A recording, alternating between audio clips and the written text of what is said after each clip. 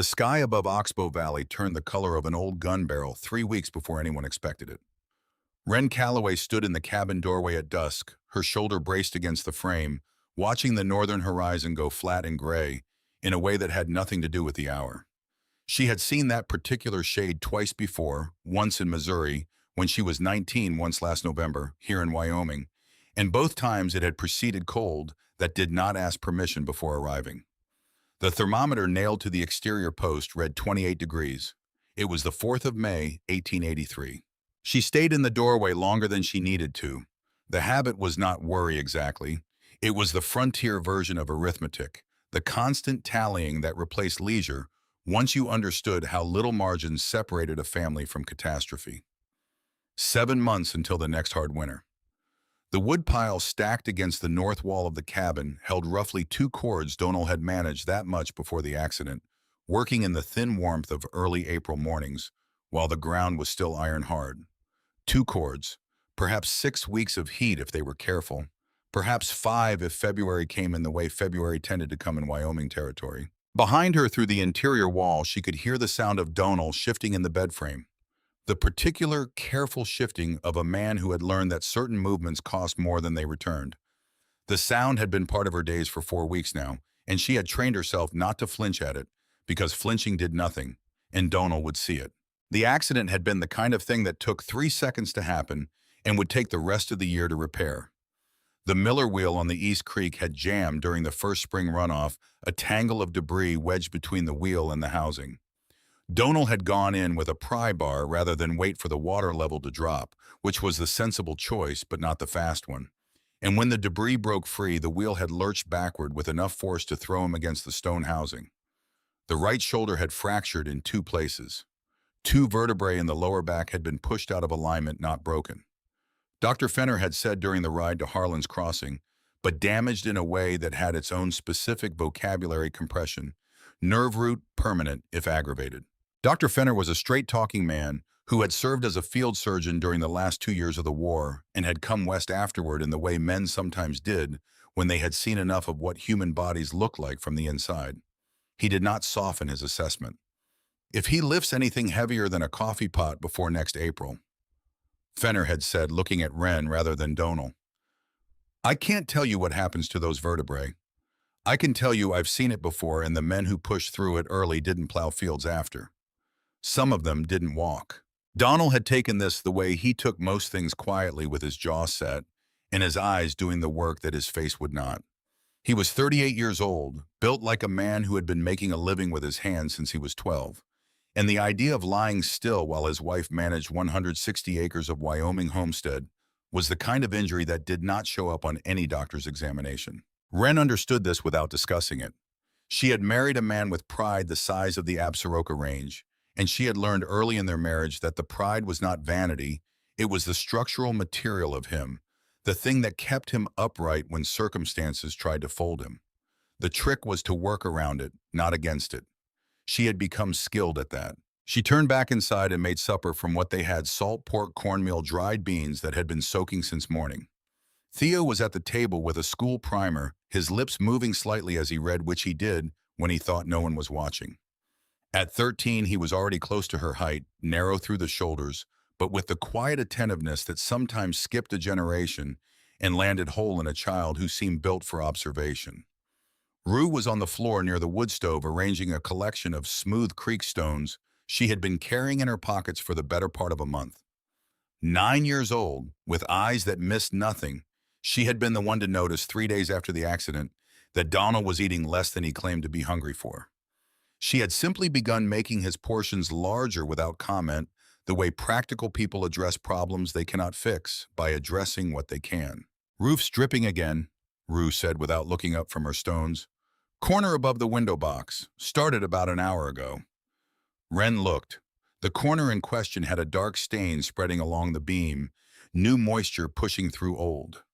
She added it to the list she kept in her head, the running total of repairs and preparations and problems that had been accumulating since April, each one individually manageable, collectively beginning to feel like water finding its level. She did not tell the children about the woodpile calculation. They were old enough to understand it, but understanding it would not help them sleep, and they needed sleep. After supper, after Rue was down and Theo's lamp was extinguished, Wren sat at the kitchen table with a candle and a piece of paper that had started its life as the back of a seed catalog page. She had already covered most of it with numbers. She went over them again not because she thought she had made an error, but because going over numbers a second time occasionally revealed options the first pass had missed. It did not this time. 6 weeks of wood, 7 months to survive. The gap between those two figures was the central fact of her life in May of 1883, and no amount of recalculation was going to change its shape. What changed things sometimes was looking at a problem from a different angle. She had learned this not from any book, but from watching her father, who had farmed rocky Missouri bottomland for 30 years and developed a habit of physically walking around a problem before he committed to a solution. He said it was because problems had sides you could not see from straight on. She had thought he was being poetic. Later she understood he was being exact. She took the candle and went outside to look at the cabin from the north side, which she rarely did except to stack wood.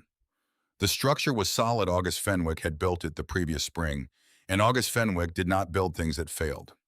The floor was elevated 20 inches off the ground on fieldstone columns. A design choice August had explained was about moisture control, preventing ground rot from working up into the sill logs. The space underneath the cabin was therefore a cavity, maybe 20 inches of clearance at the perimeter, and more toward the center where the ground dipped slightly. Wren crouched, then got to her knees, then lay flat and pushed herself under the north edge with the candle held ahead of her. The chickens had used this space in colder months seeking shelter from hawks and wind, and there was still a faint smell of them. But the ground itself was dry, notably almost surprisingly dry given the recent rain. She pressed 2 fingers into the earth resistance, then more resistance. Clay. The hard-packed red clay that ran through this section of Wyoming like a spine, unyielding and essentially waterproof when undisturbed. She held the candle still and watched the flame. No movement.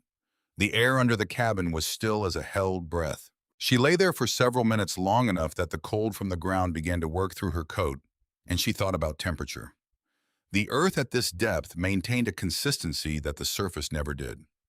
In Missouri, her father had stored root vegetables in a cellar dug into the hillside behind the house, and the temperature in that cellar had varied perhaps 10 degrees across an entire year, while above ground, the season swung 60 degrees or more. The earth remembered its own warmth. It held it the way a cast iron pan held heat, slowly absorbed, slowly released, stubbornly maintained. She pushed herself back out, stood up and looked at the cabin's footprint. The main room was 20 feet by 16 feet. Beneath it, 320 square feet of covered, dry, clay-bedded ground, protected from rain by the floor above and from wind by the cabin's walls. Currently occupied by no one except the occasional Rhode Island Red. The number that formed in her mind was not a wish. It was a measurement. She went back inside and added to the paper 5 feet deep, 12 feet by 6 feet, ventilation tray pour under kitchen table. Then she went to bed and did not sleep for 2 hours, which was how she knew the idea was real. She told Donal in the morning over coffee while Theo was doing the chicken chores and Rue was still asleep. She had learned over 9 years of marriage that Donal processed information better when his hands had something to do, so she set the seed catalog page in front of him with her numbers on it and poured his coffee and let him look. He was quiet for longer than she expected. She watched him trace the dimensions with one finger, the left hand, because the right was still in a sling that would not come off until June at the earliest. "You're talking about 4, maybe 5 cord stored capacity," he said finally. 4.8 if the dimensions hold and I stack it efficiently. His jaw did not tighten with argument. It tightened with the calculation he was running in his own head, checking her numbers against his knowledge of the space. "Wren." He set down the cup with a care that was partly caution and partly deliberateness.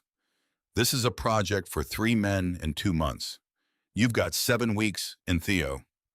"Theo's strong. He's been hauling water every day since April without being asked." "He's 13. You were doing heavier work at 13. Donal's jaw shifted again, this time acknowledging a point he could not dispute. "The excavation alone," he started. "The excavation is the part I can do. Clay comes out in blocks. I've been under there. It's not loose soil, not going to cave if I work the angles right. I need to go about 5 feet deep at center, shallower at the edges. Shore the pillar bases as I go 3-foot clearance minimum. What about moisture? You store wood in the ground, it absorbs. Not if air moves through it. Two ventilation shafts. Upslope intake, downslope exhaust. The ground temperature differential creates convection. The air moves on its own. Father used something similar in the root cellar smaller scale. He looked at her in the way he sometimes did when she was ahead of him, and he was deciding whether to catch up or to argue. It was one of the things she valued about him, that he could tell the difference. The trapdoor is going to be a cold spot, he said. Triple layered, sealed edge. It goes under the table and we put the rag rug over it. Another silence. Outside, Theo's voice carried from the direction of the coop. He was talking to the chickens, which he did every morning, a habit he was beginning to be self-conscious about, and which Wren found privately useful as a gauge of his mood. You'll need help with the vent shafts, Donal said. The angle has to be right or you get reverse flow in a south wind. I know. I can consult on the angle from here, from the chair. She looked at him. He was offering what he could, which was not nothing, and he knew she knew that. Then we're in agreement, she said. He picked up his coffee cup again. Outside, Theo was still talking to the chickens. Wren cleared the plates. The first person to hear about the project from outside the family was Silas Pruitt, and he heard about it because he came by to check on the state of his investment. Silas had homesteaded in Oxbow Valley 9 years ago, arriving with capital that other settlers did not have, and a patience for accumulation that had served him well. He now ran 800 head of cattle on land that had expanded steadily southward as neighboring claims lapsed or were quietly absorbed through arrangements that were always technically voluntary. He was not a cruel man exactly. He was a man who understood leverage the way a surveyor understood elevation, as a neutral fact that could be used in multiple directions and who could look you in the eye while using it. Wren had understood Silas Pruitt clearly from the first winter they had spent as neighbors. She understood him better now. He arrived on a Wednesday morning in the second week of May, riding the big sorrel gelding he favored, with the unhurried air of a man who had nowhere pressing to be, which in Wren's experience meant he had somewhere precisely in mind. She was coming around from the north side of the cabin, her hands dirty from checking the pillar bases, when his shadow crossed the yard. Mrs. Calloway, he touched his hat brim, heard about Donal's trouble, came to see if there's anything the valley can do. The valley in Silas's usage generally meant Silas. She wiped her hands on her work apron. That's kind of you to write out. How's he healing? Slowly. Doctor says spring. Hard thing. Man like Donal having to sit. He looked at her hands, at the clay under her fingernails, at the faint depression in the ground near the north pillar where she had been testing the soil. His eyes moved the way a livestock trader's eyes move cataloging pricing. What are you digging at? She told him. She told him plainly the dimensions, the design, the ventilation concept, watching his face as she spoke. She had learned that how a man received information in the first 10 seconds told you almost everything about his actual position before he had time to dress it up in reasonableness. Silas's face did the thing she had expected, concern the perform kind, layered over something quicker and less charitable. Underground storage directly beneath the cabin. He shook his head slowly, the way a man shakes his head when he is trying to look reluctant to deliver bad news. I have to be honest with you, Wren. I've seen this go wrong. Family named Hargrove, Sweetwater County, winter of '79. Dug a storage chamber, thought the drainage was handled. Spring melt came up through the floor. Lost everything they had stored, a full winter's provision seed stock for the next year. Nearly lost the cabin foundation, too. What was their soil composition? A slight pause. Pardon, the Hargroves. What was their soil, silt, loam, clay substrate? He blinked. I don't know that I recall the specifics, because the behavior under thaw varies considerably depending on substrate. Silt heaves, loam saturates, clay the kind we have here. The red shale clay sheds water laterally when the slope is maintained. The drainage is not the risk you're describing, not on this site. Silas looked at her for a moment with the expression of a man who had come to deliver a lesson and found the student had already taken a different course. He adjusted. Well, even granting that. He shifted in the saddle. This is a big undertaking for a woman on her own. Lot of labor, lot of risk, and all of it coming during the months when your kitchen garden needs the most attention. He let the pause breathe. I've been thinking I could spare another cord of wood. 2 maybe given the circumstances. and I could talk to Hector Webb about lending you a hand with some of the heavy work on the place." It was generous. It was also the second move in a sequence she could see clearly from the first. She had found out about the arrangement Donal had signed on the night of May 3rd, when Donal had told her in the way he told her things he was ashamed of quietly, without defense looking at the table rather than her face. Silas had brought 1 quart of wood and $15 cash, and Donal had signed a paper giving Silas right of first purchase on the 40 West Acres if the Callaway claim could not demonstrate productive use by August of 1884. Donal had signed because the shoulder was 3 weeks out, and the pain had been making it difficult to think clearly about sequences of events, and because accepting help from a neighbor felt less like defeat than asking a bank. Wren had sat with this information for 3 days before she was ready to hold it calmly. What she had come to understand was that Silas Pruitt's offers of help were not offers of help. They were installment payments on something he intended to collect. There was one detail she had turned over carefully since the night Donal told her Reverend Whitmore had been sitting in the corner of the main room on the evening of May 3rd. Having arrived to pray with Donal in the pastoral way, he visited all the sick and injured in his circuit. She had not been home. But Donal had mentioned when he told her about the signing that the Reverend was there, had sat quietly in the corner, hat on his knees, while Silas produced the paper and the pen. Whitmore was a precise man. He had a chaplain's habit of recording dates and circumstances. She stored this fact alongside the other facts and went on with her day. "I appreciate the thought," she said, standing in the yard with her clay-dirty hands. "I think we'll manage." "That's a lot of pride to carry through a Wyoming winter, Wren." She looked up at him on his horse. "It's not pride," she said. "It's arithmetic." He rode out a few minutes later, and she went back to checking the pillar bases. August Fenwick arrived on a Thursday in the 3rd week of May, which was not a coincidence. He ran a carpentry and contracting operation out of a workshop 3 miles north of Harlan's Crossing, and information moved through that workshop the way water moved through a watershed. Everything eventually reached it. Someone had told him about the excavation project, and August Fenwick had come because he had built this cabin and because he took the structural integrity of his work personally. He was a meticulous man, lean and deliberate, who had come to Wyoming from Ohio 15 years ago, after apprenticing in a furniture shop and then spending 5 years building river infrastructure in Pennsylvania. He spoke slowly and touched things while he thought, ran his hand along a beam, pressed a finger into a joint, the way a doctor palpated for tenderness. He crouched and looked under the cabin for a long time before he stood up and turned to Wren with the expression of a man who had found things to worry about. "3 problems," he said. He held up fingers to count. "First frost heave in spring. You disturb the soil around those pillar bases, you change how the freeze-thaw cycle acts on the contact points. You could get lateral movement that cracks the sill logs by March." Wren had a piece of paper in her apron pocket. She took it out and wrote, "Frost heave pillar base disruption, countermeasure needed." August watched her write. He had expected pushback. He continued, "Second, clay moisture when disturbed. The clay under there is stable now because it hasn't been moved. You dig it out, expose fresh faces, you release moisture that's been locked in the matrix. That moisture is going to want to equilibrate with the air in the chamber. Dry firewood sitting in that air won't stay dry." She wrote, "Moisture from freshly cut clay faces, equilibration risk, ventilation must exceed rate of release."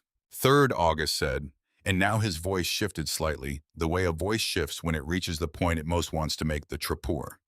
If you cut a 24-inch opening in that floor, you've created a thermal bridge. Cold air from the chamber rises through it every time it's opened. In January, that's manageable. In February, when you're opening it twice a day, you're losing meaningful heat from the room. The insulation on that door has to be serious." She wrote, "Trapeur thermal bridge insulation specification critical." Then she looked up. 3-layer construction. Bottom pine board, middle wool batting, sealed at edges, top pine board. Leather strip gasket around the frame perimeter. The whole assembly on a pivot hinge so it seats by gravity. August looked at her for a moment. "That's not bad." "I know it's not bad. I worked it out in February theoretically before I had a specific application for it." She looked at her list. "The pillar base problem I haven't fully solved. I was thinking wider footings lay additional flat stone around the base to distribute the load across a larger contact area. But I don't know if that addresses the lateral movement issue." August was quiet for several seconds, running the structural problem through his mind. the way water runs through a pipe, finding where it went and where it stopped. If you excavate in a cone rather than a straight wall, he said slowly, keeping the base of each cone 3 feet from the pillar center, and you bed the new stone footings in a layer of coarse gravel, rather than directly on the clay, the gravel acts as a drainage buffer. The frost can move the gravel without transmitting the force directly to the stone. I've used it for fence post footings in high heave zones. She was writing again. He watched her write with the expression of a man recalibrating something. Where did you study? He asked. I didn't. She capped her pencil. My father built things and I watched him and I asked him questions, and then I watched the things he built either hold or fail and I tried to understand why. August looked at the list in her hands, at the careful notation of 3 structural problems and their partial solutions, and said nothing for a moment. Then you're going to have trouble with the upslope vent if you put it within 6 feet of the eave drip line. You'll get a moisture backflow in heavy rain. She added it to the list. He left an hour later, having talked her through 4 additional considerations she had not yet mapped, and she stood in the yard watching him ride north with the sense that she had been tested, and had, if not passed, exactly at least not failed in the ways that would have ended the conversation. August Fenwick did not waste time on projects he thought were going to collapse. The fact that he had spent an hour on the specifics told her something. She began digging on the Monday, the 4th week of May, after Theo left for the morning chores, and Ruth settled at the table with her arithmetic primer. Donal was in the chair by the window with a cup of coffee and the specific kind of stillness that comes from a man who has accepted temporarily and without grace that he cannot do the thing that needs doing. The work began with her crawl. She cleared the chicken's contributions from the space beneath the floor first, then laid a tarp over the dirt near the north pillar, and set her equipment, a short-handled spade she had purchased in Harlan's Crossing, specifically for this project, a coal oil lantern, a length of rope with a bucket tied to its end, and the hand-drawn site plan she had finalized the night before. The first bucket came up after 40 minutes of work. Red clay in solid chunks, surprisingly heavy. She hauled it through the trap-pour opening she had cut the floor, opening herself 2 days prior, a task she had done at dawn before Donal could see the full scope of it and feel inadequate about not helping. She carried the bucket outside and upended it onto the pile she had started downslope the beginning of the drainage berm. By noon, she had brought up 9 buckets. Her shoulders were burning from working hunched over in the low clearance, and her knees had bruised against the clay floor. She climbed up, stretched in the kitchen for 3 minutes, drank a cup of water, and went back down. By the time the light had began to fail outside, she had moved 14 buckets of clay. The hole was perhaps 11 inches deep at center. She stood in it, not yet possible given the clearance, and measured with a stick she had marked in 6-inch increments. That evening, she did the arithmetic. At 14 buckets a day, she was not going to finish before October. The math was not close. The physical constraint was real. She could not swing a short-handled spade in a confined space for more than 2 hours before the muscles in her back and shoulders began to misfire. The first week had shown her exactly where her body's limits were, not as weakness, but as data requiring a workaround. She sat with this for a long time after the children were in bed. Donal was asleep by 8, the pain medication Fenner had provided causing a heaviness that was in its way a mercy, the one the injury had provided, that he could sleep through the worst of his frustration.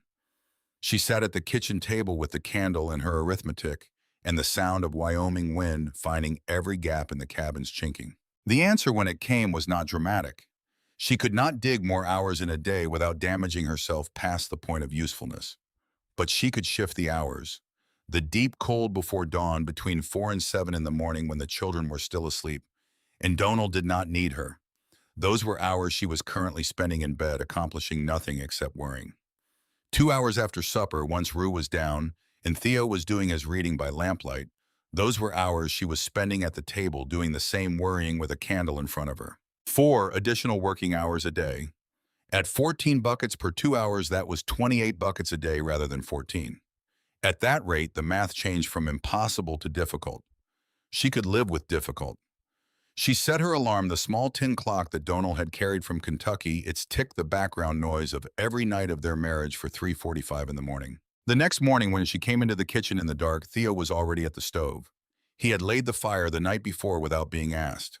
The enamel pot was on the burner with water already beginning to heat, and he was sitting at the table in the dark, not reading, not doing anything, just sitting in the way of someone who has been up long enough that the urgency of rising has settled into simple wakefulness. She looked at him. He looked back at her. Neither of them spoke. She took the lantern from its hook, lit it from the stove's heat, and picked up her short-handled spade. Theo poured 2 cups of the water, not quite coffee yet, but hot, and set one on the edge of the kitchen table near the trapdoor, where she could reach it when she surfaced for breaks. She went down into the clay, and he went to split kindling for the morning fire. And the day began the way it would begin for the next 63 mornings in the dark, in the cold, in the particular silence of work that nobody but the two of them would ever fully see. The hole did not get easier, but it got bigger, which was the only kind of easier that mattered. By the end of the first week, she had established the basic chamber outline, the perimeter trench that defined the shape of the eventual room. The clay came out in manageable pieces once she learned its grain, the direction along which it preferred to fracture. Red shale clay had a structure like wood had grain, and learning it saved her perhaps a third of her effort. She stopped forcing straight cuts and let the clay tell her where it wanted to go, following its logic rather than fighting it. Theo proved himself in ways she had not entirely anticipated. He developed without instruction a system for the bucket relay timing, his trips to the surface to coincide with her natural breaks, so the workflow never backed up. He learned to read the sounds she made from below as a kind of signal language. The steady rhythm of the spade meant she was in good clay. The irregular sound of scraping meant she had hit an obstruction. Silence for more than 2 minutes meant she needed the bucket lowered. He adapted to each variation without being told. On the 8th day, Donal managed to lower himself carefully to his knees at the trapdoor opening and inspect the pillar bases she had exposed. He lay on the kitchen floor, a position that cost him, she could see it in the set of his mouth, and held the lantern down into the chamber while she stood below, pointing out each column base, each stone, each angle of excavation relative to the column center. The northeast pillar, he said. The base stone is tilted 2 degrees east. Always was from when we set it. You'll want to excavate around it last and then pack it before you finish the floor. She noted it on her site plan. The ventilation angle on the downslope shaft, he said. August is right that you need it beyond the drip line, but angle it 15 degrees off vertical rather than straight down. You want it to catch the prevailing wind at an oblique angle, not head-on. Head-on, you get turbulence. Oblique, you get draw. She noted that too. He had been thinking about it up there in his chair during the days she spent underground. She had known he would.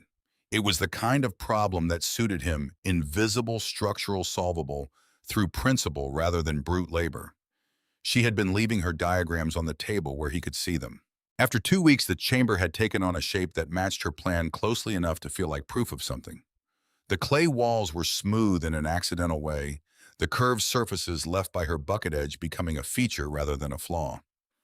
The ground temperature at floor level stayed consistent. She had taken to measuring it with a meat thermometer borrowed from the kitchen. No variation regardless of what the surface air was doing above. The work was becoming not easier but familiar.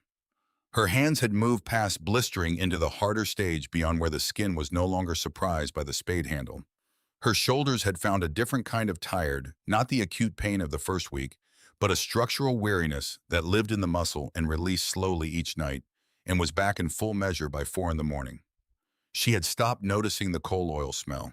She had started noticing the silence underground, which was different from the silence above, denser, more complete, entirely without wind.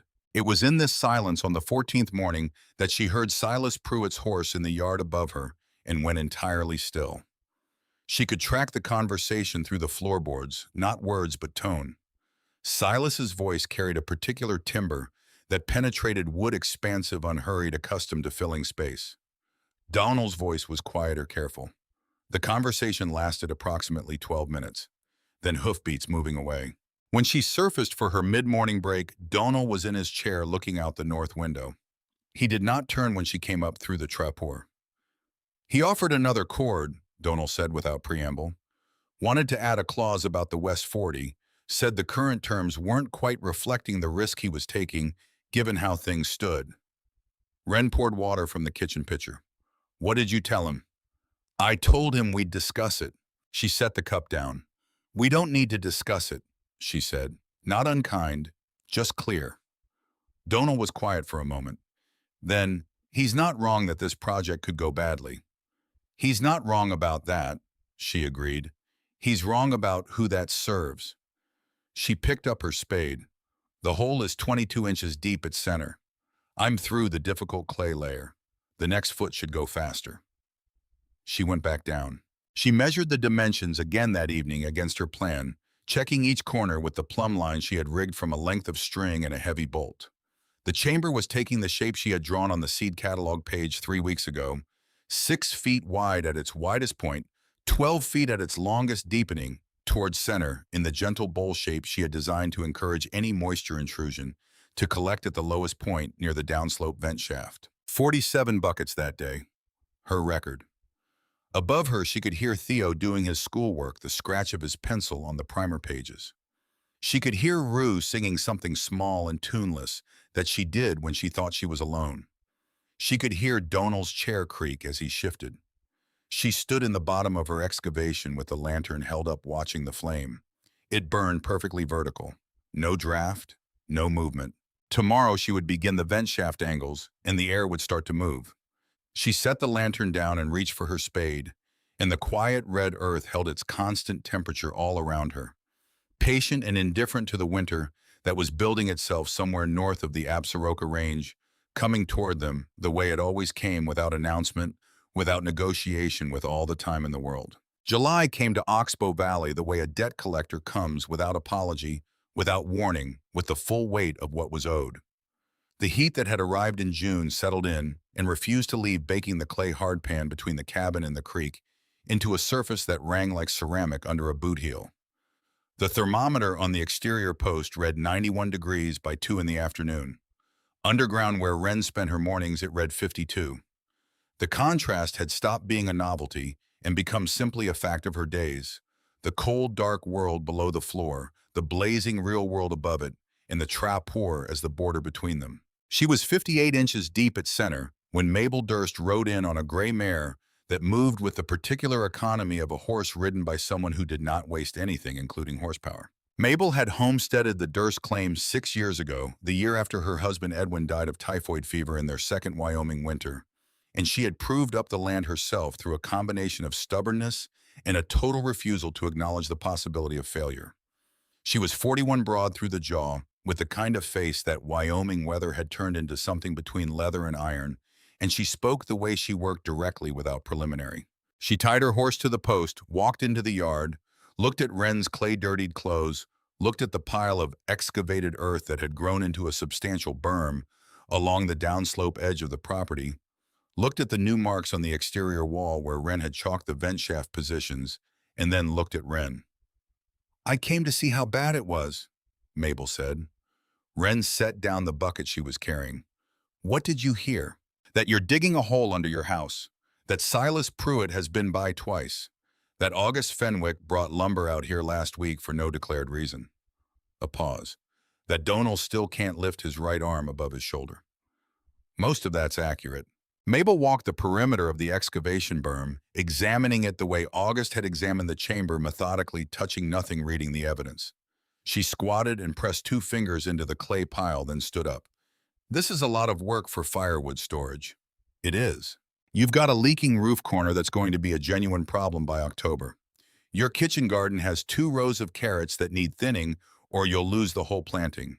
Donald's shoulder dressing needs changing every second day, and you're doing it alone." Mabel turned to face her fully. "You're digging a hole in the ground while the house is on fire, Wren." It landed the way a true thing lands, not as an accusation, but as a weight. Wren had been carrying the same calculation herself in the quiet part of her mind that she did not let run the decisions. The roof could wait until spring if she sealed the corner with pine pitch in September. The carrots were Rue's job beginning next week. The shoulder dressing took 20 minutes. These were the answers she gave herself at 4 in the morning, when the competing demands arranged themselves in her mind like creditors in a doorway. "The roof can last 1 winter if I seal the corner in September," she said. "The carrots will get thinned this week. The shoulder I manage." She looked at Mabel steadily. "The winter cannot be negotiated with. Everything else can." Mabel's expression did not change, which meant she was still deciding. What happens if the chamber floods in spring? The floor slopes 2 degrees downhill toward the downslope vent shaft. Any water intrusion drains to that shaft and exits below the drip line. The clay substrate doesn't allow lateral seepage. It sheds moisture along its grain, which runs northeast in this section. I've mapped it. You've mapped the grain of the clay. I've been in it every day for 6 weeks. You learn the material. A long pause. The gray mare shifted her weight behind them. Somewhere up the slope, a meadowlark made its three-note call and waited and made it again. I think this is a mistake, Mabel said with the flatness of someone who means exactly what they say. I think you're burning yourself up on a project that might not work when there are things that definitely need doing right now. She untied her horse. I also think you're going to do it regardless of what I say. She swung up into the saddle. So don't get hurt. She rode out without looking back. Wren stood in the yard watching the gray mare's hindquarters disappear around the bend in the track and felt something that was not quite loneliness, but lived near it. The sensation of being understood exactly well enough to be left alone with your choice. She went back underground. The collapse happened on a Wednesday, the second week of July, during a rain that began at midnight and was still falling at 8 in the morning. She heard it before she felt it, a sound like a held breath, releasing a soft, catastrophic exhale. And then the east wall of the chamber gave way along a 6-foot section, and approximately 11 days of work came down in a gray sliding mass that raised a cloud of clay dust and settled into the chamber floor with a finality that seemed disproportionate to the sound it had made. Wren stood in the remaining clear portion of the chamber for 30 seconds without moving. The lantern had survived on its hook. The pillar in the collapsed section was intact, the stone base had held. It was the wall between the pillars that had failed. She could see the exposed face where the cave-in had begun a seam in the clay, a thin diagonal fracture she had noticed 3 days ago and assessed as stable. She had been wrong about stable. She stood there another 30 seconds looking at the rubble. Then she did the only arithmetic available, 11 days of work, a chamber now at roughly 60% of its intended volume, 40 days remaining before she needed to begin stocking the space with firewood. The numbers were not friendly. They were also not quite impossible. She climbed up through the trough pour and walked outside into the rain and around to the side of the property beyond the woodshed. She sat on an upturned bucket for approximately 4 minutes. The rain came down at a steady angle from the northwest. She let it. Then she went back inside, got dry paper, sat at the kitchen table, and drew the chamber design from the beginning. This time with wall angles corrected to 18 degrees, taper on all sections. A drainage channel cut into the floor along the east wall, additional shoring placement mapped for every section that remained to be excavated. Rue had been at the table when the collapse happened, working her arithmetic primer with the focused indifference of a child who has not yet been told something is wrong.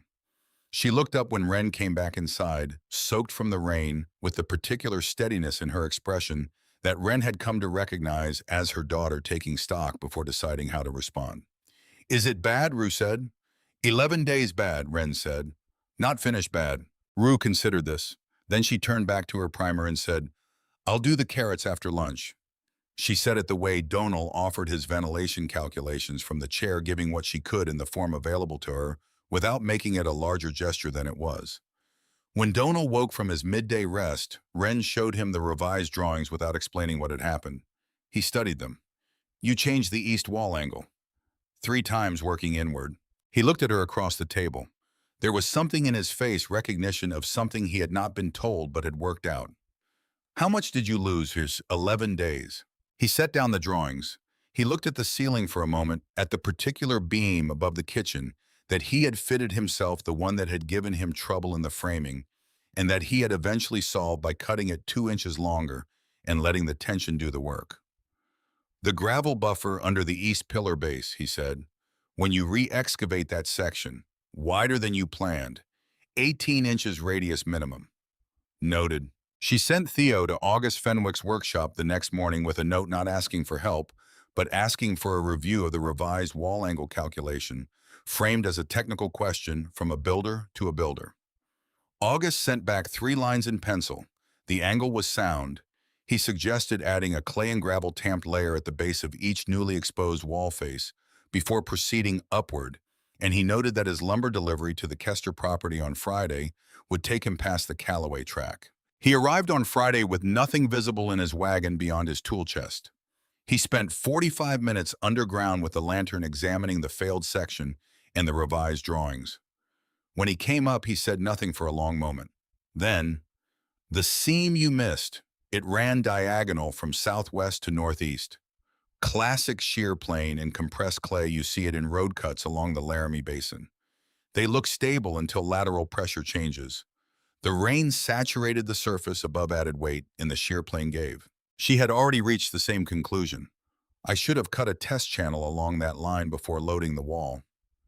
Yes, he said it without cruelty, which was the only way a useful criticism could be delivered. "You'll see it again in the northwest corner. There's a similar diagonal if my reading of the wall face is correct. Cut the test channel before you close that section." He left. Under his tool chest, she found the hand-forged iron brackets she had needed for the trapdoor frame pivot mechanism, 4 of them sized exactly to her specifications. She looked at the brackets for a moment, then put them in her apron pocket and went back underground to begin the re-excavation of the east section. Reverend Cass Whitmore arrived in the last week of July on his circuit schedule, riding it the way he had ridden it for 11 years county by county, claim by claim, stopping wherever someone needed a service conducted or a conversation that had nowhere else to go. He was 54 with the compacted quality of a man who had once been larger and had been reduced by years of hard living to only the essential parts. His eyes were gray-blue, the kind that looked like they were reflecting sky even indoors, and he had the chaplain's habit of listening completely before responding, which some people found comforting and others found unnerving. He found Wren in the kitchen surfacing from a morning shift clay on her forearms to the elbow. He sat at the table she indicated, accepted the coffee she poured, waited until she had washed her hands at the basin before he spoke. "I've been hearing about this project at every stop on my circuit," he said. "Silas Pruitt mentioned it. August Fenwick mentioned it. Mabel Durst told me more than either of them." "What did Mabel tell you?" "That she thought it was a mistake born of pride, but that she wasn't sure anymore." He turned the coffee cup in his hands. "She also told me about the cave-in, that you re-excavated the section the same week." Wren sat down across from him. She had been expecting the conversation to go toward natural order, toward the proper sphere of women's labor, toward the varieties of concern that men in positions of moral authority tended to express about women doing heavy work. She had her answers ready for that conversation. He went somewhere else entirely. "I served under General Sedgwick in the Army of the Potomac," he said, 62 through 64. By 64, I had buried more men than I could keep individual in my memory. Some of them died in battle. A significant number died of choices they made before the battle, choices made out of pride, out of the refusal to accept what they actually needed. He set the cup down. "There was a corporal from Ohio. Beaumont, his name was. His unit was rotating out of Spotsylvania, 2 weeks of hard fighting, and the supply wagons came through with rations and ammunition and medical provisions. Beaumont refused the medical provisions because accepting them meant admitting the wound in his side was worse than he'd been telling his men. He died 4 days later of an infection that a surgeon could have managed in an afternoon." Wren was quiet. She could see where it was going. "I don't question your capability," Whitmore said. "I've heard enough from August and from Mabel to understand you're solving this problem correctly. What I question is the solitude of it. Every person I've spoken to about what you're doing, they all had the same expression when they described it. Somewhere between admiration and worry. People want to help you, Wren. You're making it very difficult. The help that's been offered comes with conditions." She said it without heat. "Silas Pruitt's help comes with conditions. That's not the same thing as Mabel Durst's help or August Fenwick's help, which as far as I can tell you've been accepting in the form of technical knowledge and occasional lumber." He looked at her steadily.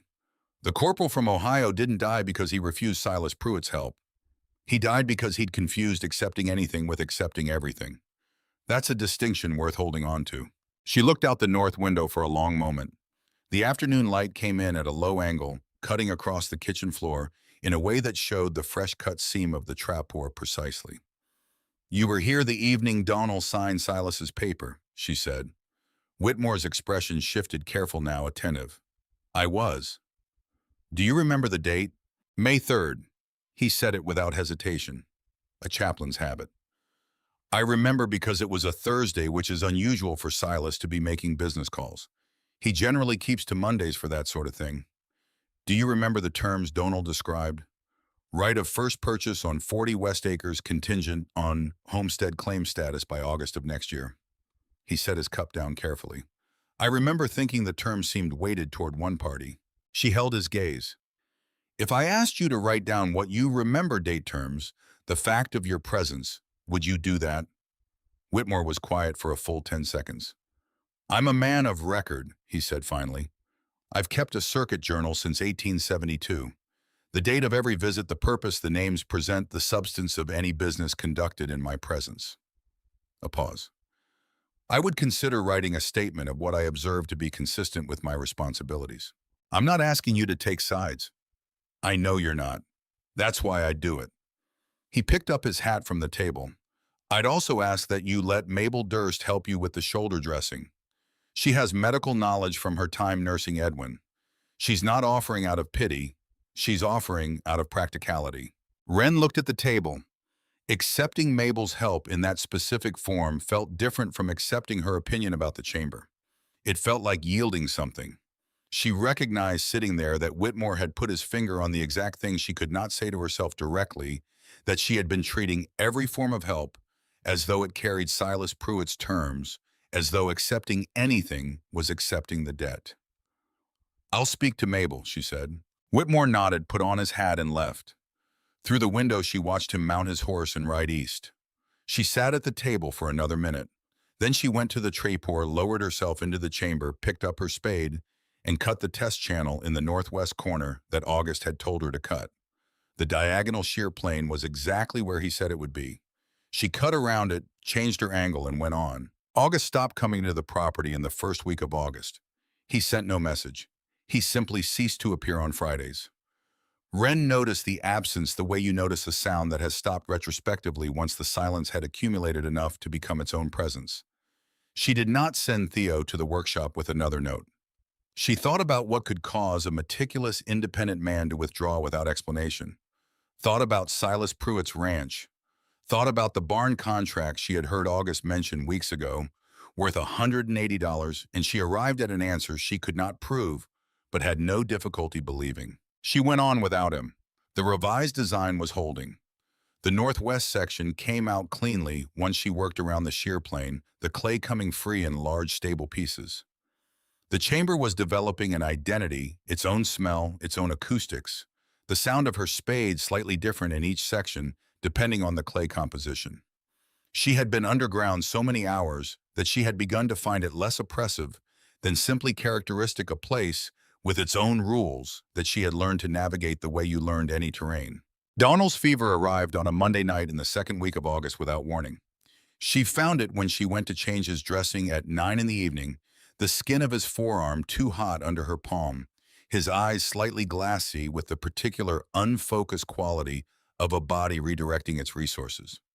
The wound itself showed a thin red line extending from the edge of the dressing, perhaps 2 inches long, the color of inflammation rather than infection, but moving in the wrong direction. She cleaned the wound with the carbolic solution Dr. Fenner had sent with them from Harlan's Crossing, changed the dressing with fresh linen, made a broth from the last of the salt pork stock, got him to drink it. Then she sat at the kitchen table and looked at the list of things that were happening simultaneously. Donal fever, possible early infection, needed monitoring through the night. The ventilation shaft cover had been blocked by something small and industrious that had packed the downslope shaft opening over the previous week. Theo had discovered it that afternoon, had cleared it, but the grill needed a finer mesh to prevent recurrence, which she did not have materials for. The chamber was 4 days from completion. 4 days. She had not yet cut a single piece of firewood for storage. Not one. The window for cutting was closing. First snow could come as early as the first week of October. She had perhaps 6 weeks. She sat at the table and looked at these facts in the candlelight. It was 2 in the morning. She thought about what Whitmore had said about Corporal Beaumont from Ohio, who had died of an infection he could have survived if he had been willing to admit what he needed. She thought about the distinction between Silas Pruitt's help and Mabel Durst's. Then she pulled on her coat, took her lamp, and walked the half-mile east to where the track forked toward Mabel's property. She knocked at Mabel's door at 2:15 in the morning and waited. The door opened faster than it should have, which meant Mabel had been awake. She was dressed, a lamp in her hand, reading glasses pushed up on her forehead. She looked at Wren's face and then stepped back from the door. Tell me about the wound, Mabel said. Wren told her. Mabel took a tin box from the shelf above her stove, put on her coat, and they walked back together through the dark with their lamps making two small circles of light on the dry grass. Mabel examined Donald's wound with the focused attention of someone who had watched a person die of infection and had spent the subsequent years learning everything she could about preventing that outcome. She cleaned it again with a preparation from her tin box, changed the dressing with a particular binding technique that distributed pressure evenly rather than concentrating it at the wound edge. She sat with him until the fever broke at 5 in the morning, not dramatically, just a long, slow exhalation of heat that left him damp and lighter looking. They sat in the kitchen while he slept. The first gray light of morning was beginning at the east window. The finer grill for the ventilation shaft, Mabel said. I have screen mesh in the barn, leftover from the window project last fall. You're welcome to it. Wren looked at her. I thought you considered the chamber a mistake. I thought it was a mistake in June. Mabel poured the last of the coffee, which had been on the stove since midnight. It's August. The chamber is almost done, and you haven't collapsed the foundation. Mistake is the wrong word now. The right word now is almost finished. She set the coffee pot down. I also want to see the ventilation design, the specific shaft angles, and the convection principle. I've been thinking about my root cellar, the moisture problem I have every spring. I think you've solved the same problem in a different context. Wren felt something release in her chest that she had not known was held. Not gratitude exactly. Something more like the structural relief of a load redistributed to more than one bearing point. I'll show you the design Thursday, she said. Mabel nodded. They drank their coffee in the early light, and neither of them said anything for several minutes, which was the most comfortable silence Wren had shared with another person in 4 months. The chamber was complete on the 19th of August. She knew it was complete because she had measured every dimension against the site plan, and they matched within acceptable tolerance, because the clay floor was sealed and sloped correctly, because the 2 ventilation shafts were lined grilled with Mabel's mesh in drawing air in the correct direction, because when she hung a length of damp cloth from a hook, she drove into the east wall and left it for 48 hours, it came out dry. She stood in the finished chamber with the lantern and looked at what she had built. 6 feet wide at its widest point, approximately 11.5 feet long due to the adjustments required by the northeast pillar and the northwest shear plane. The ceiling was the underside of the floor above the joist faces visible in the lamplight. Donald's work from 2 years ago, the marks of his draw knife, still readable in the wood. The walls were smooth in a way that surprised people who saw them, the curved blade-scraped surface of the clay that had been its own finishing tool. She put her hand flat against the east wall, the section she had re-excavated after the collapse. The clay was cool under her palm, firm, holding its form the way it had always held it. She climbed back up into the kitchen. Theo was at the table with a piece of paper drawing something she saw as she passed, that it was a diagram of the ventilation shaft with the airflow directions marked by small arrows. He had been making these drawings from memory for 2 weeks, working out his own understanding of the system. She said nothing about it. She put the kettle on. Donald came into the kitchen on his own, managing now with his left hand on the wall for balance. He stood at the trapdoor and looked at her face. Done, he said. Done. He lowered himself carefully into the chair at the table. He was thinner than he had been in April. 4 months of enforced stillness had changed the shape of him, taken weight from the shoulders he could not use. But his eyes were steady, looking at her now with an expression she recognized, the one he used when he was proud of something and had no adequate language for it. The firewood, he said. Starting Monday. She set 2 cups on the table. The dead lodge poles on the west ridge. I mapped them in June. There are enough standing snags for 5 cords if I work the section systematically. Theo can manage the hauling once I'm splitting. That's 6 weeks of work. I know how long it is. He was quiet. August hasn't been around. I know. Silas talked to him. It was not a question. That's my understanding. Donald's jaw tightened in the specific way it tightened when he was angry about something he felt responsible for. I should have. You shouldn't have done anything differently, she said before he could finish. You were injured and someone offered you terms you didn't know were weaponized. That's not a character failure. That's a man who's good at disguising what he's doing. She poured the coffee. I've been working on that problem separately. He looked at her. What does that mean? It means I had a conversation with Reverend Whitmore in July. She sat down. He remembers the evening of May 3rd very clearly. He keeps a circuit journal. He's offered to write a statement. The silence in the kitchen was a different quality than it had been a moment before. You've been carrying this since May, Donal said. I've been working on it since May. She looked at her coffee cup. Carrying implies passive. I wasn't carrying it. I was building around it the same way I built around the shear plane in the northwest corner. He reached across the table with his left hand, the working hand, the one that had been managing what it could for 4 months, and set it over hers briefly, the gesture of a man who did not have words sufficient and knew it. She left the hand there for a moment. Then she picked up her cup and they sat together in the kitchen that smelled of coffee and clay above the finished chamber that would hold whatever came next, waiting for the firewood that had not yet been cut, watching the light from the west window move slowly across the floor toward evening. Outside, the first subtle change in the air that came at the end of August in Wyoming was becoming perceptible, not cold yet, but a harbinger of it, a thinness in the light that the summer did not have. Wren noted it without alarm. She had built the thing that would meet it. What remained was the work of filling it, which was simply work which she had never been afraid of. The axe found its rhythm in the second week of September, which was later than she had wanted, but earlier than she had feared. The West Ridge stand of lodgepole gave up its dead wood with the cooperative grain of timber that had been seasoning upright for years, and she learned to read each trunk before she swung the way. A slight lean indicated the direction of fall, the way the bark beetles had moved through the trees in a pattern that left some snags harder at the core than others, the way the morning cold made the wood more brittle and responsive than the afternoon heat. She worked the variables the way she worked every other problem. Observation, first action, second adjustment, continuous. The first 3 days were humbling in a way she had not anticipated. Splitting rounds with a short-handled spade in a 5-foot clay hole was hard work, but it was contained, repetitive, learnable. Swinging a full-length axe at standing timber was a different physical grammar.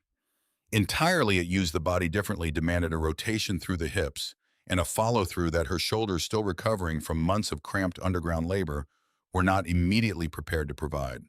She missed cuts. She stuck the axe in wood that should have split and had to work the handle free. She developed a blister on her right palm in a location distinct from any blister the spade had ever given her. She did not quit. She adjusted her grip, shortened her swing on the recovery, let the axe head do more of the work and her arms less. By the 4th day, the efficiency was returning, and by the 2nd week, the axe felt less like a tool she was operating and more like an extension of a motion she had internalized, the arc coming down through the grain with a consistency that left cleaner splits each day. Theo managed the hauling without being directed. He had built a travois from 2 lodge poles lashed to the mare's harness, a design he had worked out himself, showing Wren the sketch before he built it, asking only whether the angle of the drag would damage the mare's shoulders over a full day's work. She had adjusted the harness attachment point 2 inches forward. He built it the next morning. At 13, he was developing the particular satisfaction of a person who solves problems with materials at hand, and she recognized the satisfaction because she lived inside it herself. Mabel came twice a week through September, her visits now carrying a different quality than they had in July. She brought her notebook to every visit, copied the stacking pattern diagrams Wren drew for her, asked specific questions about the gravel buffer depths, the shaft baffle positions, the clay angle specifications for the sections where her own substrate differed from Oxbow's northeast formation. She had become a student of the design rather than a critic of the decision, which was the conversion that mattered, not from opposition to support, but from opinion to knowledge. One afternoon in late September, with the chamber at 4 chords and the remaining space visible as a precise calculation of what remained, Mabel set down her notebook and said something that had nothing to do with engineering. "Edwin would have built this," she said, "if I'd pushed for it. He wasn't stubborn about ideas, he was just waiting for someone to be certain first." She looked at the stacked rows below. "I was never certain enough to push." She picked up her notebook. "I'm fixing that." Wren did not offer comfort. Mabel was not asking for it. She was making a statement about the past in the particular way that practical people processed grief, by identifying the mechanism, accepting the cost, adjusting forward. Wren respected that more than she could have expressed, so she said nothing and showed her the baffle positioning for the downslope shaft instead. The firewood filled the chamber the way a tide fills a harbor, steadily, incrementally, without drama.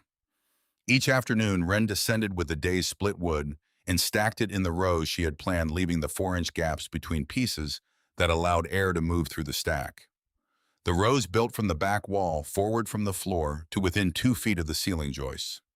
By the end of the third week of September, 3 cords were stacked below the kitchen floor, dry to the touch, the ventilation pulling steadily through the rows in its quiet convective circuit. The first serious test arrived on the 12th of October, 3 weeks earlier than Wren had calculated for the first heavy weather. The storm came from the northwest at midday, dropping the temperature from 54 degrees to 21 in 5 hours. Rain turned to sleet, turned to a wet, heavy snow that accumulated 14 inches before the storm exhausted itself 36 hours later. The external woodpile, even with its roof overhang protection, emerged as a consolidated mass, the snow between the pieces compressed by its own weight into ice that bonded the logs into something that required a pry bar rather than a hand. Wren opened the trap-pour the morning after the storm ended. She went down without the lantern, standing in the dark of the chamber, letting her eyes adjust. The firewood was exactly as she had left it, the stacks undisturbed, the wood dry to the touch, the air moving in its quiet convective circuit. She picked up a split piece, weighed it in her hands, pressed her thumbnail into the cut face. No give, seasoned through. She carried 6 pieces up into the kitchen, built a fire in the stove from the kindling box, watched the flame catch the split wood immediately without hesitation. The fire reached full heat in 12 minutes. The cabin temperature, which had dropped to 38 overnight, climbed to 62 within the hour. She was at the stove drinking coffee when she heard Silas Pruitt's horse in the yard. He came around to the kitchen door rather than the front, which told her his visit was not social. She opened the door before he knocked. He stood on the step with his hat in his hand. She had never seen him hold his hat rather than wear it. And behind him the yard was still white from the storm, every surface carrying its coat of ice. His horse was the reason. The bay gelding, his breeding stock, the animal he ran his operation's bloodline improvement through, was showing signs of hypothermia distress. The wood he had available burned wrong in an enclosed space, too much smoke, the wrong combustion for a stable where the air could not fully exchange. He needed dry wood. She looked at Silas Pruitt for 8 seconds. She was not counting toward a decision. The decision was already made, had been made the moment she understood the horse was the issue. What she was doing was letting the moment be what it was, without softening it or dramatizing it. He had tried to take 40 of her acres through a paper signed by a man who could not think clearly through injury. He had pressured August Fenwick with a contractor's livelihood. He knew that she knew all of this. The 8 seconds were the acknowledgement between them of what was not being said. She stepped back from the door. "The trapeur is under the kitchen table," she said. "Take what the horse needs." He moved through her kitchen with the careful steps of a man who understood the specific weight of what he owed. He shifted the table open, the trapeur went down. She heard him moving in the chamber, heard him come back up with the carry bag loaded. He set it on the floor. He looked around the kitchen, the clean ceiling above the stove, the fire burning without drama in the firebox. "What do I owe you?" he said. "Nothing." She said it without warmth, because warmth would have misrepresented what this was. It was not generosity. It was the response of a woman who no longer needed his failure to justify her success, which was a different and more final thing. "Take care of your horse." He moved toward the door. He stopped, not quite turning back his hand on the frame. The paper Donal signed. A pause that contained everything he was not saying. "I'll have it returned." She said nothing. He walked out. She moved the table back over the trapeur and stood in the kitchen, listening to his horse cross the frozen yard and the sound fade north. Then she poured more coffee and did not think about Silas Pruitt again for several weeks. December arrived with the sustained cold that separated Wyoming winters from the winters of places that merely called themselves cold. The thermometer's mercury dropped below its lower limit on the 2nd, which meant the temperature was past 30 below, which meant Wren was reading the stove's behavior rather than the instrument. She had learned to interpret fire the way some people learn to interpret weather, through pattern recognition accumulated over years, the color of flame and speed of draw telling her more than any number on a gauge. The firewood performed exactly as the design required. Each morning she descended into the chamber and brought up the day's fuel. The lodge pole burned with the orange-gold flame of seasoned dry wood, the combustion complete the chimney producing the white vapor of water and the exhaust gases, rather than the black smoke of incomplete burn. She had no creosote accumulating in the flue. She knew this because she checked it monthly, running a brush through the chimney on the first of each month. The valley did not fare uniformly. She heard the news in pieces from Mabel from Whitmore when he passed through in late December from the occasional visitor who stopped for warmth during travel. The Kester chimney fire was the first of January night when the creosote in their flue reached ignition temperature, the flame moving up the chimney column and finding the roof junction before anyone understood what was happening. The north section of their roof was gone in 40 minutes. Their children came to Wren's cabin for 3 days, while Hector Kester patched the gap with salvaged boards in temperatures that made every nail driven outdoors a small act of will. She took them in without arrangement or discussion. 4 children, her own 2, the cabin full in a way it had never been. The noise of it was constant during daylight and subsided only after dark. She opened the trapdoor each morning for fuel, brought up the dry wood, kept the stove running at the steady heat the overcrowded space required. The chamber did not care how many people needed warming. It had been built for this, not for 7 people specifically, but for the principle of sufficiency, for the understanding that a Wyoming winter could always be worse than you planned for, and that the margin needed to exceed the estimate. The Webb situation was worse. Their chimney fire came on the 26th of January, a Tuesday afternoon, and by the time the flames were visible outside, it was already past the point where snow thrown on the roof could accomplish anything useful. The cabin went in under an hour. She heard about it from Mabel the following day, and the first thing she thought was not about the loss itself, but about the rebuilding, where they would site the new structure, what the soil conditions were on their claim, whether the substrate would support the design she could already see forming in her mind. August Fenwick arrived on the 23rd of January with a canvas roll under his arm. He had not come to the property since August. He came now in the middle of a gray afternoon, and he stood in the kitchen with the expression of a man who has rehearsed nothing and is therefore speaking from the part of himself that does not require preparation. He had turned down the Pruitt contract in October. $180 plus whatever work Silas would have directed his way in future seasons. He had done it because 15 years of building in Wyoming territory had given him a standard about what his name attached to, and Silas Pruitt had tried to purchase an exception to that standard, and he had declined. He unrolled the drawings on the table. They were precise drafting work, every dimension, every angle, every ventilation specification rendered in clean professional lines. In the lower corner of each sheet in small deliberate lettering, Original Design W, Callaway Oxbow Valley, Wyoming Territory, 1883. She looked at the attribution without speaking. 3 conversations already, August said. Powder River Basin, 2 near Buffalo, 1 near the Montana line. Each of those clients knows where the design originated. He rolled the drawings and set them on the table. The design is yours. That's not a favor. It's a fact, and I don't approximate facts. She thought about what his precision had cost him. $180 was 6 weeks of contracting work. He had held his standard when the standard was genuinely expensive, which was the only test of a standard that revealed whether it was real or merely decorative. Come back in spring, she said. There are 3 modifications between the original drawing and the finished chamber. They're not in your plans yet. He nodded. He put on his hat. At the door, he paused. The Webbs. Good clay on their north section if they rebuild 8 feet east of the original footprint. I walked it last week. Tell them to come see me before they break ground, she said. He left. She put the drawings in the chest beside the table and went back to the firewood. February brought Mabel back with a different kind of visit. Longer, quieter, more willing to sit without a specific agenda.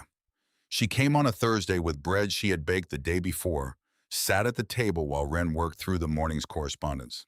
Said nothing for a while in the comfortable way of 2 people who have been through enough together that silence no longer requires filling. She had built the first section of her own chamber in January, she said.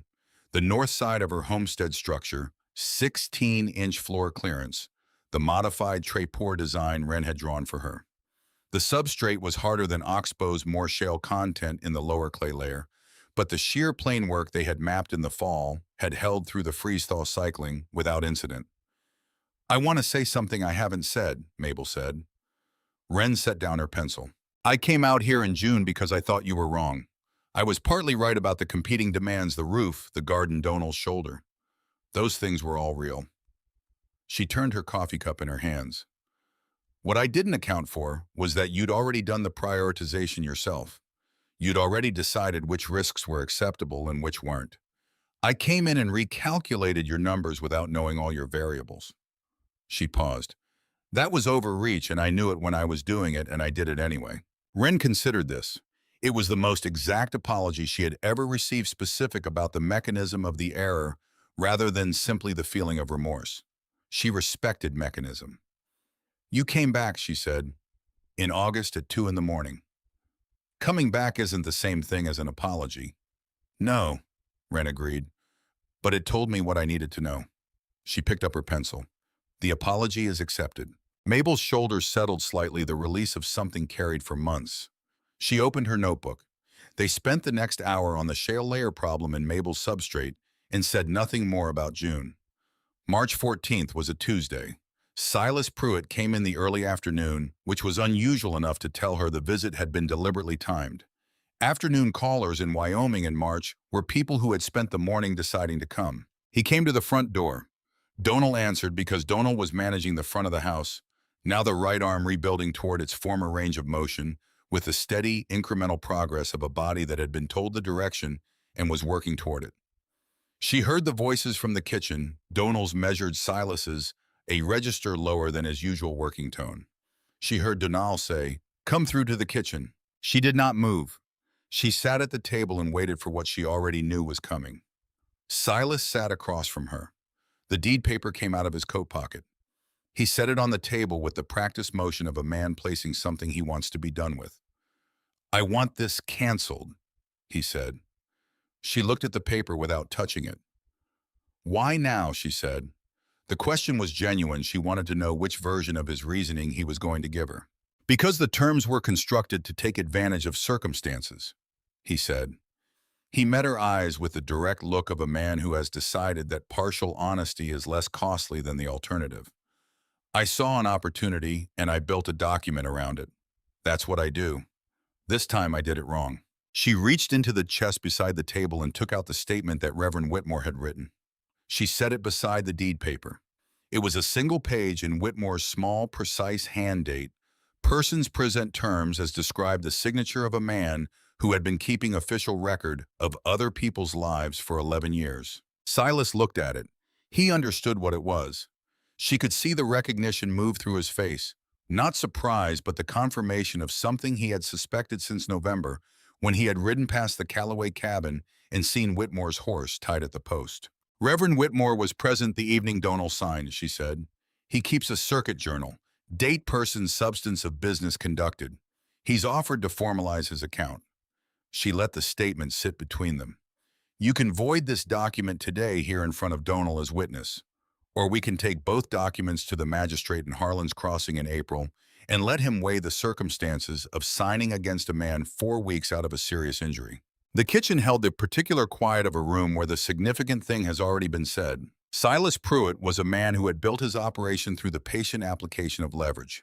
He understood leverage the way a structural engineer understood load as a neutral force that could be applied in multiple directions. What he was looking at now was leverage applied against him, built quietly over 9 months, assembled from a chaplain's journal entry and a woman's decision to remember the date her husband signed a paper he should not have signed. He could dispute it. He could also calculate the cost of disputing it versus the cost of ending it, and the calculation was not close. He took the pen from his coat. He drew 3 lines through the terms, wrote "nullified by mutual agreement" in the margin, added the date signed. He pushed it across the table and stood up. At the kitchen door he stopped. She had not expected this. He turned partway back, looking somewhere between her face and the wall. "The Webbs," he said. "They'll need to rebuild on something that holds.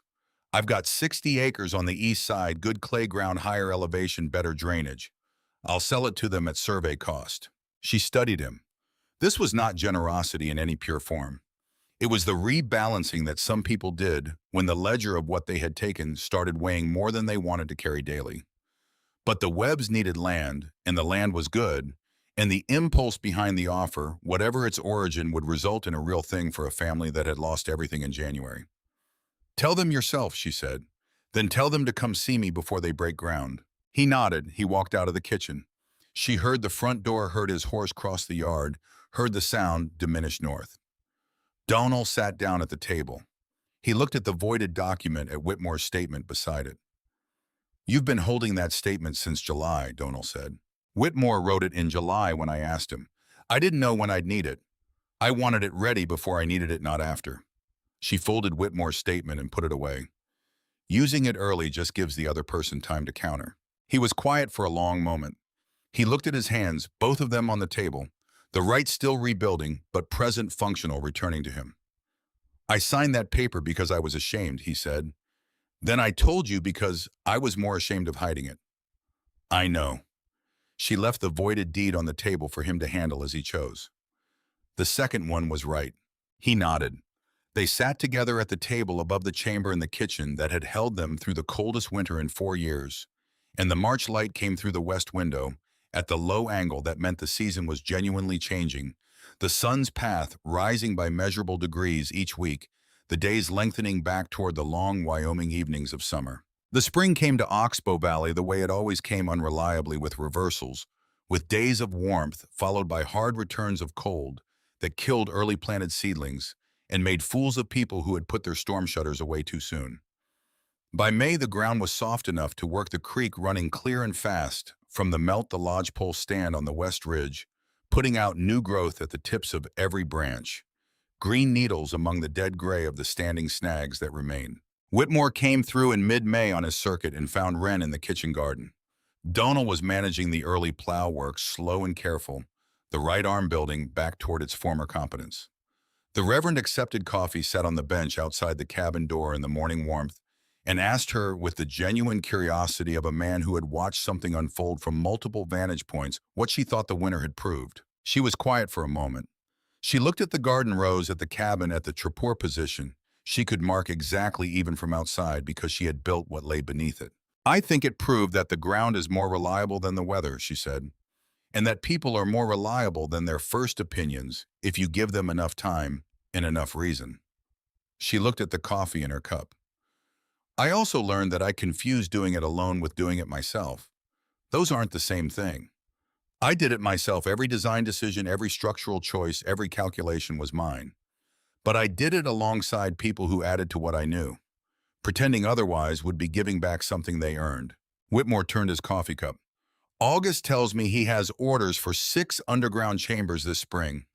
Powder River Basin Buffalo one as far as the Nebraska border." She had known the design would travel. Good solutions moved the way, water moved, finding the path of least resistance, spreading into every terrain that could hold them. She had built something that worked, had allowed August to document it correctly, had spent the winter teaching it to Mabel and preparing to teach it to the Webbs. The design was no longer hers in any possessive sense. It had become a thing in the world, which was what useful things became. "Tell them to send the Nebraska family my way if they have questions about cold climate substrate," she said. "The clay behavior changes significantly above 45 degrees latitude." Whitmore smiled, the real one, the one that changed his whole face. He finished his coffee, gathered himself to go. "Will you build another project this summer?" She had a drawing in progress for the East Garden irrigation problem, a grade adjustment approach that required moving 30 feet of creek channel 3 degrees east, using the natural elevation drop differently. She had been working the design since February. "1 project per season," she said. "And this one isn't finished yet." He looked at her with the knowing expression of a man who had watched her define finished rather broadly. She acknowledged this with a slight lift of her chin. He rode east into the May morning. Behind her, the cabin held its familiar sounds, Donal, talking to the plow horse at the field edge in the patient voice that was the same voice Theo used with the mare. Rue in the garden counting seedling rows with the numeric precision she brought to every surface she encountered. The ambient sound of a place that had been maintained through difficulty and was still standing. In the summer of 1891, a letter arrived from Denver. Theo was 21, studying structural engineering at the Colorado School of Mines, living in a boarding house on Larimer Street, writing home once a month with the specificity of a person who knows his family is interested in practical details. The letter that arrived in July was longer than usual. His professor of applied construction had assigned a project on vernacular engineering solutions, structures built without formal training that demonstrated sound underlying principle. Theo had proposed the underground firewood chamber at Oxbow Valley. The professor wanted the original design specifications, Could she provide them? She read the letter twice at the kitchen table, the same table above the same trapdoor, the chamber now 8 years established. Donal had rebuilt the access stair in 1886, replaced the original wooden vent shaft linings with fired clay pipe ordered from the supply house in Cheyenne. The design had been improved incrementally through each year of use, each modification responding to a specific observed limitation of the previous version. Before she wrote her reply, she went down the stair into the chamber. It was larger than what she had originally dug the walls, still showing the curved, blade-scraped texture of the original excavation in the oldest sections. She stood in the space, and the old smell reached her clay and dry wood, and the particular mineral cold of earth that has never been touched by sun.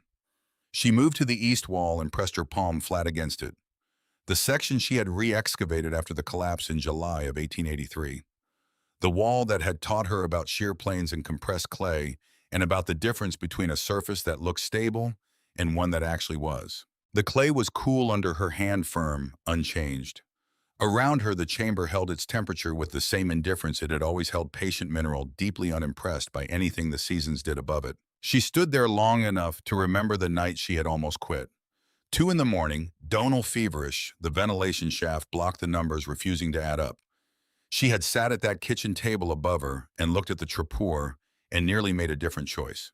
She thought about Theo at 3:30 in the morning, setting a pot to heat in the dark without being asked. She thought about Mabel walking a half-mile in the dark with a tin medical box and no requirement to explain why.